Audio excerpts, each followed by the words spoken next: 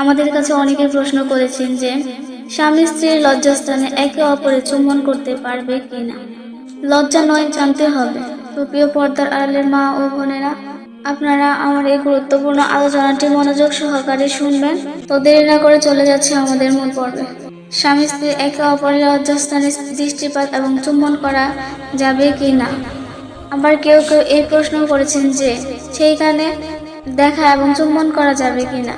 প্রিয় পর্দার আড়ালের মা ও বোনেরা, ইসলামিক শরিয়াতের দৃষ্টিতে, কেননা ইসলামী শরিয়াতের দৃষ্টিতে লজ্জা নয়, জানতে হবে।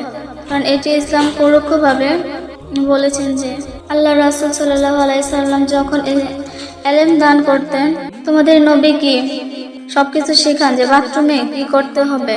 সালমান ফার্সি সেদিন অত্যন্ত সুন্দর জবাব দিয়ে বলেছেন, কারণ এটি জানা আমাদের কাছে খুবই ইম্পর্টেন্ট। তো প্রিয় পর্দার আড়ালের মা ও বোনেরা, এটি আজকের একটি গুরুত্বপূর্ণ বিষয়, স্বামী স্ত্রীর একটি পরিপ্রেক্ষিত বিষয়। আল্লাহ রাসূল সেদিন সেই প্রশ্নের উত্তর দিয়েছিলেন যে তুমি তোমার লজ্জাস্থানকে হেফাজত করো, তোমার স্ত্রীকে ছাড়া। কেননা এই ক্ষেত্রে দেখা যায় স্বামী স্ত্রী একে অপরের পোশাক, তাদের সাথে ফিজিক্যালি ক্লোজ হওয়া যায়। এই ক্ষেত্রে যদি কোনো ব্যক্তিত্বের সমস্যা না হয়, তাহলে তাদের লজ্জাস্থানের দিকে আকর্ষণ করা যাবে। সেক্ষেত্রে দৃষ্টিপাত করা নিষেধ না, হারামও না। স্বামী তার স্ত্রীর লজ্জাস্থানের দিকে তাকাতে পারবে, এটা কোনো নাজায়েজ বিষয় না। কারণ যেহেতু লজ্জাস্থানের দিকে দৃষ্টিপাত করলে যৌন চাহিদা বেড়ে যায়, তো এটি সম্পূর্ণ ব্যক্তিগত একটি বিষয়। যদি কেউ এমনটি করেন তাহলে এটি শরিয়াতে কোনো নিষেধ নাই। সুতরাং এ বিষয়ে বলা যায় যে স্বামী স্ত্রী একে অপরের পুরো শরীরের দিকে দৃষ্টিপাত করতে পারে, এই বিষয়ে কোনো নায়েজ বা কোনো ফতোয়া নেই।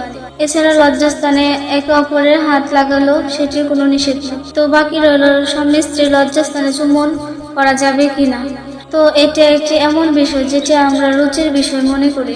সেখানে মুখ লাগানো অনেকগুলো কারণ রয়েছে, তা উচিত না।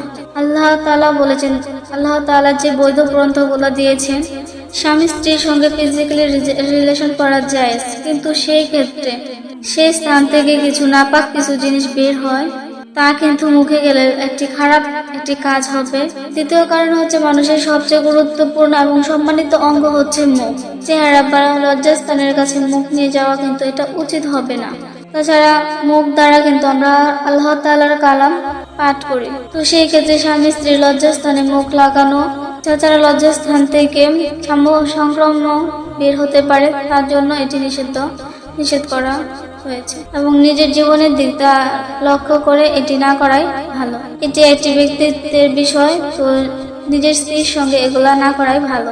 তো প্রিয় পর্দার আড়ালের মা ও বোনেরা, আশা করি আপনারা এই বিষয়টি বুঝতে পেরেছেন।